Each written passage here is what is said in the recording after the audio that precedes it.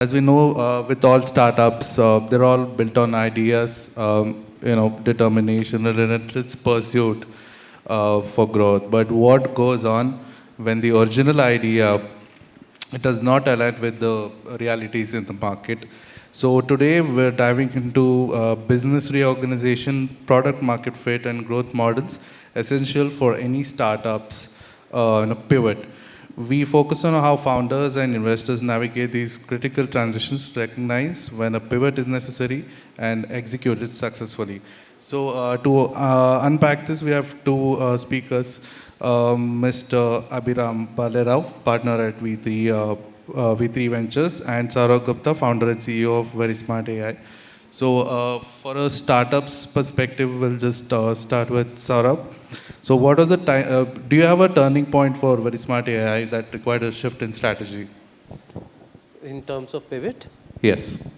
So see, point is a lot of it depends on the founder's ego. It may sound negative, but I think every founder should have an ego. But his ego of making things happen should be very parallel and logical, and not just being that only I can do it and everything else. What happens most of the time, certain, there's no right time of doing a pivot. So knowing of when to do the pivot is something does not, comes to your mind itself. It is something, a feedback loop coming from the market or from your other set of ecosystem partners and other people itself.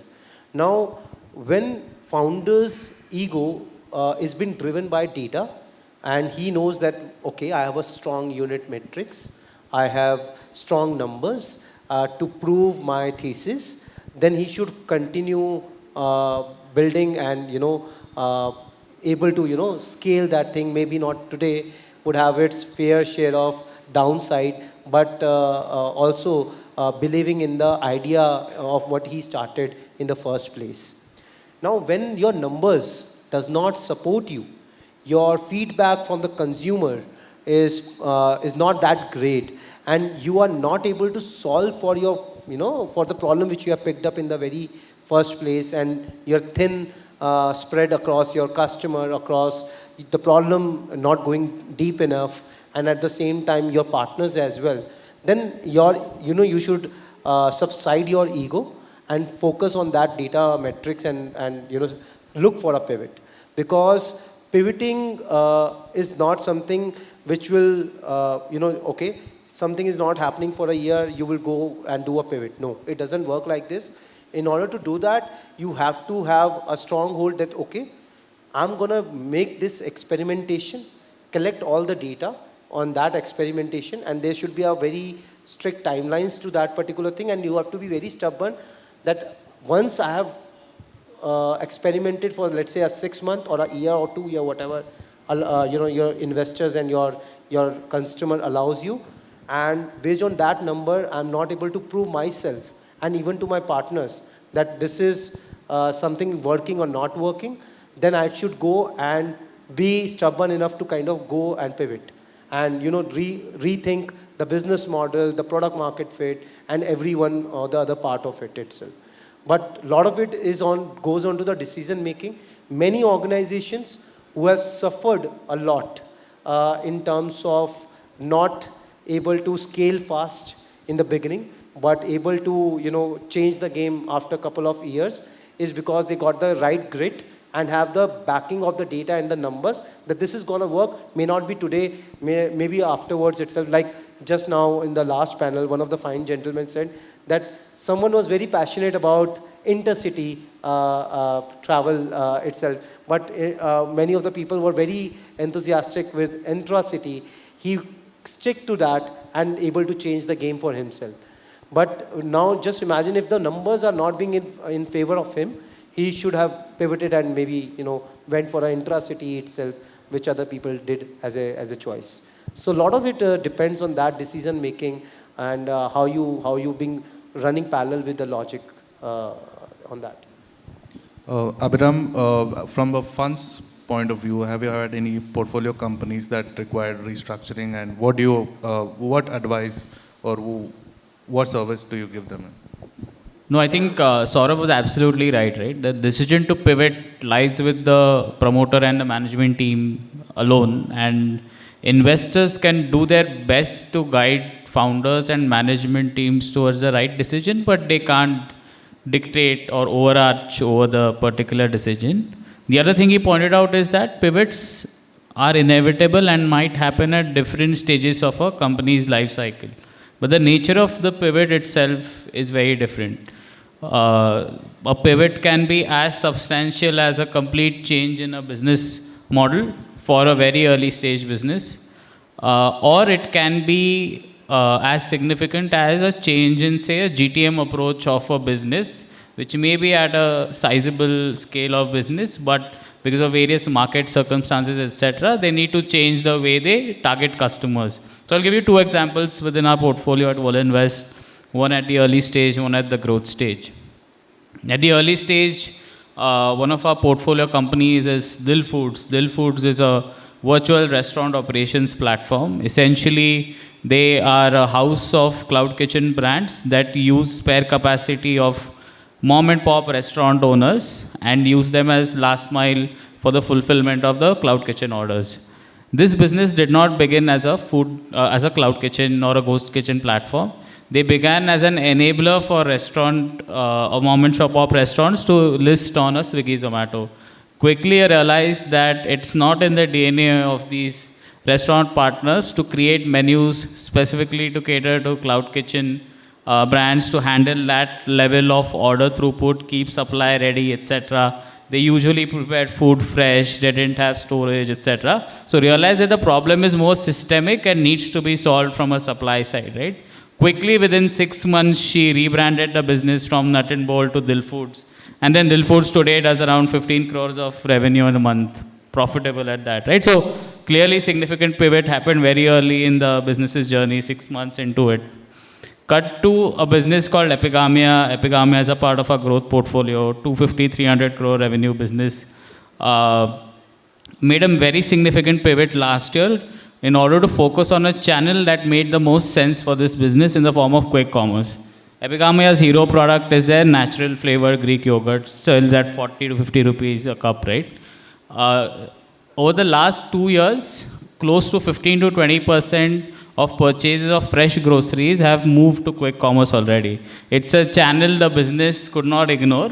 Also, the turnaround times, the serviceability of the dark stores, keeping in mind that the fresh produce is perishable, so quick commerce, the TG that buys Greek yogurt, there's a very high overlap with the kind of customers that are purchasing on quick commerce platforms.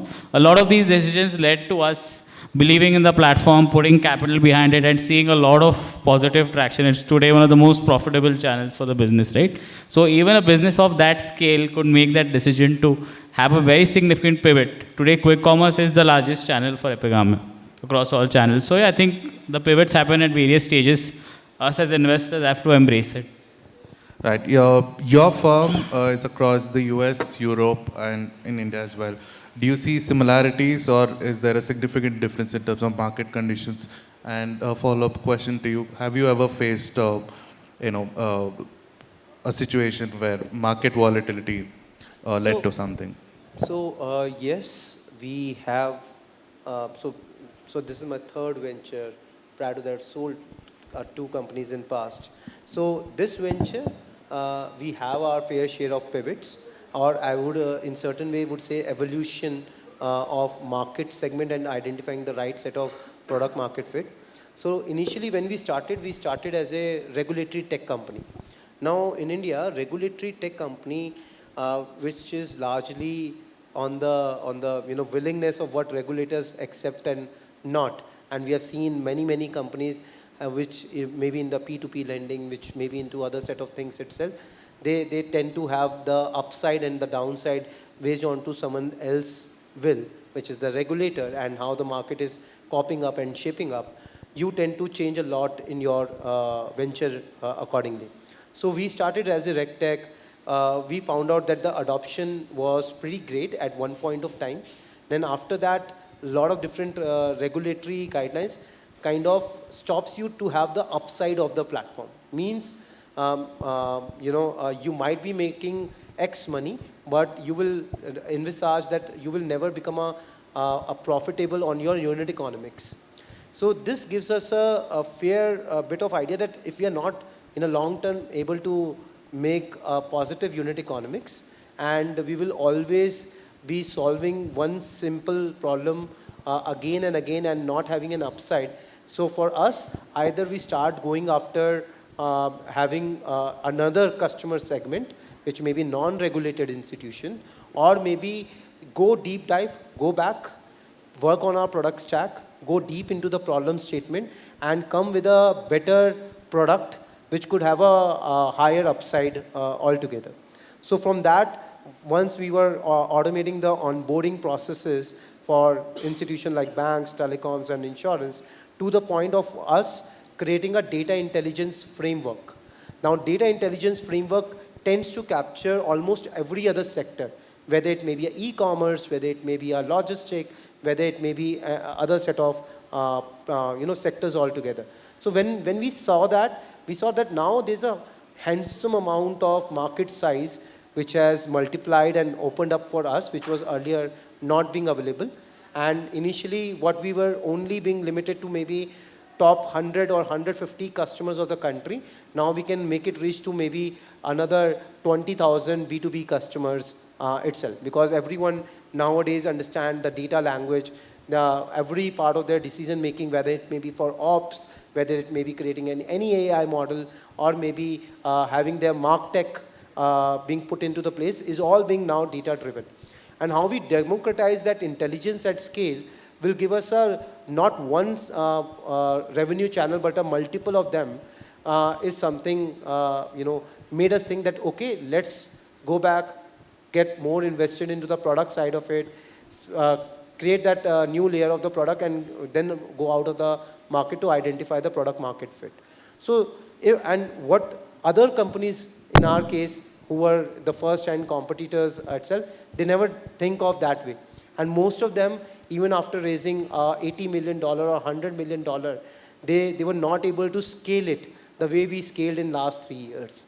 So that is a kind of a thing which, you have to be very much able to track your numbers, not only just at the revenue side of it, but on your unit metrics, on what your customer is asking for, whether you are going deep into the problem statement, and similarly more, every part of it should be more put to the numbers and data. And your entire decision more be factual and not just one-sided of what a founder feels or what maybe an investor feel altogether. In order to understand the sentiment well, you have to be data-driven first. So that is something which we learned in early days of this venture, and we kind of spun this entire thing and able to grow fast. Abhiram, for you, market volatility. I think very, very different markets, the US, Europe, and India. To begin with, I think I am the most bullish on India as a market. We are investors in consumer brands and consumer technology businesses. Clearly, the pace at which India as a market is moving can't compare to how things are in Europe and US, and we do keep speaking to our counterparts in those geographies on a weekly basis. Yes, their markets are much larger than us. Every subcategory within a consumption wallet in India is a tenth of the size of what it is in the US. Europe again is a very mature market, probably 4 times, 5 times how large we are. But there they have their own nuances. I would say what success means in a European or a American consumer economy is very different to what success means for us. For us as consumer investors, probably a 5-6 times return on capital is table stakes, especially in early stage investments. For our American or European counterparts, a 3 times return on capital is considered to be best in class, right? Just given how mature the market is. The other nuance is specific subsegments of the economy. Say when we talk about consumer brands, for example, take beauty and personal care. there will be sub-segments or niches within BPC which are as significant as an entire sub-segment in India. For example, if skin care as a sub-segment of beauty and personal care is a $4 million sub-segment in India. I think the numbers around that. The same can be said about the sub-segment of skincare, right? Like for example, just sun protection is as large as a $4 billion market in Europe. So the way of looking at things is obviously very different, and hence growth expectations, return expectations are completely different. I would say the consumers are much more mature. For a young brand to be able to target, say, 1 million, 2 million, 5 million consumers is much easier in those economies. Digital penetration is higher. A share of transacting customers to digital customers is much higher. Obviously, ability and willingness to pay is higher. So, ability to build brands or meaningful businesses is much faster. Yes, there is more competition, but the flip side is customers are way more nuanced. I think India has a potential to get to what these markets are much faster than the 10-year, 5-year gap that I talked about, right? So I think that's why we continue to remain bullish. India has the potential to become a much larger consumption economy, probably the biggest in the world for the next 15 years. And hence we keep betting our capital behind Indian businesses. However, being mindful of the nuances that exist, we look at the European American economies as things to avoid or what pitfalls to avoid, things to look out for, things to be optimistic about. Largely use them as resource sharing or things or brainstorming sessions with our counterparts over there and learn from their learnings, because they at some point would have seen their economies where India is today, right? Maybe 10, 15 years back. That's our outlook. Hi, Saurabh, emerging technologies, you deal with AI. Does it make things easier when there's a need for restructuring in any way? So, this is a very complicated way of looking at it. Not every organization need AI. Okay, so let's not fantasize that okay, put into a certain problem statement, AI is gonna solve faster. It might solve it for you at scale, but may not be in the immediate goals itself. So when you deploy and when you think AI first strategy, you have to think of what is the possible outcome you want to achieve for this particular thing itself. Now, very simple example. Let's say India has complete advent of EV sector. Now, I represented India back in 2008 into DARPA Lab Autonomous Vehicle Challenge. Okay, it means making every car as a driverless and everything. And this is something I'm talking about 2008. Now, when we say Wemo is able to do it from last couple of years, it took them 15 years to achieve this particular thing, and they were AI first in a lot of that part of it. Now, when we are trying to achieve something, we have their aim or goal was to make everything as driverless, because that's a first world problem of not having the sufficient number of drivers and having a discipline in terms of their rosters and everything else. Here in India, that's really or typically does not look as a problem as of now.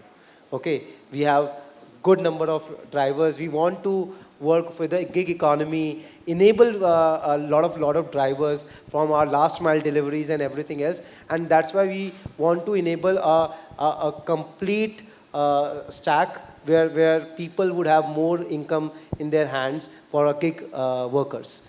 Okay, so now the point is, do that require AI? My answer, even being into AI from last 16 years, my answer would be no, I don't need AI for that particular. Now, when it comes to any enterprise tech, where a lot of it add to a convenience and able to make a consumer experience better or have a connected journey, that is the area where you would look AI first as a strategy. Because there you are now thinking on the consumer perspective of giving them a fine, hyper-personalized kind of an experience, or create a connected journey across multiple touch points itself. That is where you would work with the AI first kind of a strategy itself. So it totally depends on what problem you are solving and whether that problem is something would be derailed when you have a lot of human intervention, or will be made more seamless, more connected, more, I would say, inquisitive for when an AI first approach is being taken up. So let's say when we talk about MarkTech, when in a MarkTech domain, a lot of it is adding to the experience of making it faster moving for creating 100 different ads at one single click, less than a minute. And then you can experiment a lot of it on your alpha beta kind of a campaign activity, which works for you or which not.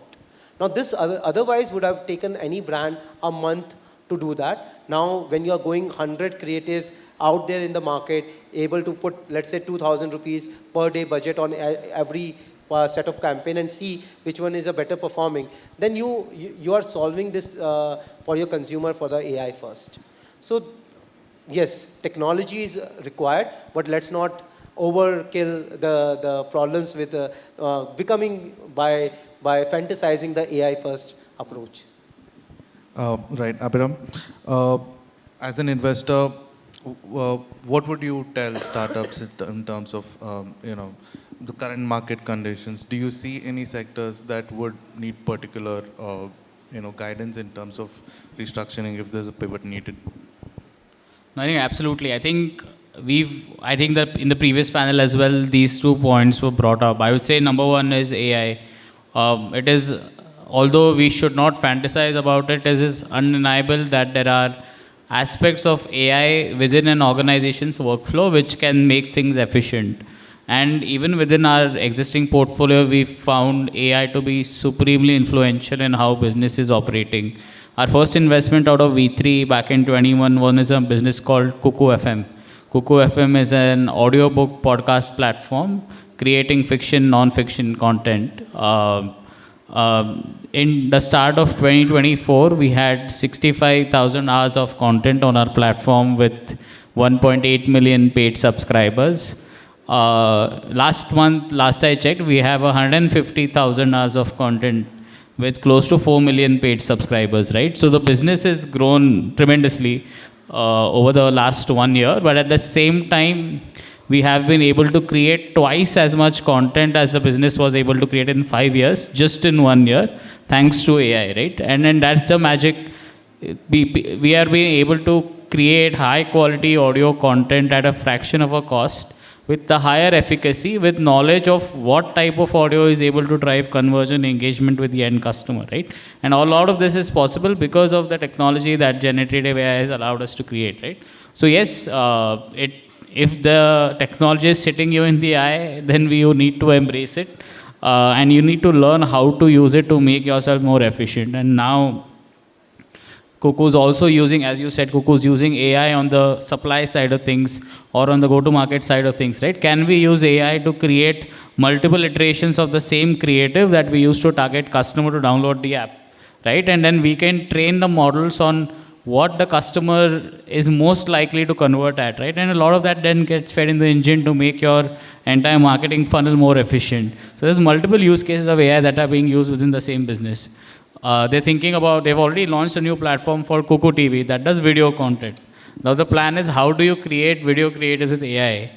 If there's no human present in the video, then engagement drops. So can we use real humans? How can we reduce the cost of shooting the same content that an OTT platform is to spend 3-4 crores to create a particular web series? Can we do that in 5 to 10 lakhs using generative AI, right? So a lot of those conversations are what's happening behind the scenes. So yes, AI is disrupting businesses big time. The second big one within consumer, I'd say, is quick commerce. I already hinted at it. For the longest time, digital was not a very native platform to sell fresh produce, food and beverage products, right? Because you need to build very high baskets on a Shopify for the e-commerce fulfillment or logistics cost to make sense, right? Typically, consumer products and individual products is priced around 50 to 100 rupees for a premium product. Premium baskets made up to rupees 300, 500. So clearly, why quick commerce is so successful in India today makes sense, because premium F&B, premium produce consumption behavior is aligned to the way quick commerce as a platform operates. But on Shopify, the delivery cost for one order is 100, 120 rupees, right? So unless a customer builds a basket of 400, 500, it's very hard to imagine that a customer comes to your brand's website, you're selling, say, cookies, for example, and he buys 500 rupees of cookies from your website, right? There's no reason for him to do it from a single brand. But you give him a platform like a Zepto, like a Blinkit, where all your legacy brands are available, and yes, there's a chance to build 40% of your basket with challenger brands, and then build a 350, 500 rupee basket, pay a 50 rupee delivery fee, more than happy to do that. Because you're ingrained to buying that. And it's also giving platforms it's also giving challenger brands a platform to create visibility, right?